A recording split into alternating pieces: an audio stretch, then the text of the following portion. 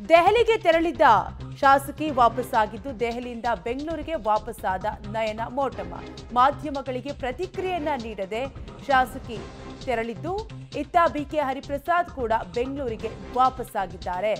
ಒಟ್ಟಾರೆಯಾಗಿ ದೆಹಲಿಗೆ ತೆರಳಿದ್ದಂತಹ ಶಾಸಕಿ ನಯನ ಮೋಟಮ್ಮ ಬೆಂಗಳೂರಿಗೆ ವಾಪಸ್ಸಾಗಿದ್ದು ದೆಹಲಿಯಿಂದ ಬೆಂಗಳೂರಿಗೆ ವಾಪಸ್ಸಾದ ನಯನ ಮೋಟಮ್ಮ ಈಗಾಗಲೇ ಕೆಲವು ಕಾಂಗ್ರೆಸ್ ನಾಯಕರು ದೆಹಲಿಗೆ ಭೇಟಿ ನೀಡಿದ್ರು. ಸೊ ವಾಪಸ್ ಬಂದಂತಹ ಸಂದರ್ಭದಲ್ಲಿ ಮಾಧ್ಯಮಗಳಿಗೆ ಪ್ರತಿಕ್ರಿಯೆಯನ್ನ ನೀಡದೆ ತೆರಳಿದ್ದಾರೆ. ಸುಮ್ಮನೆ ನನ್ನನ್ನು ಯಾಕೆ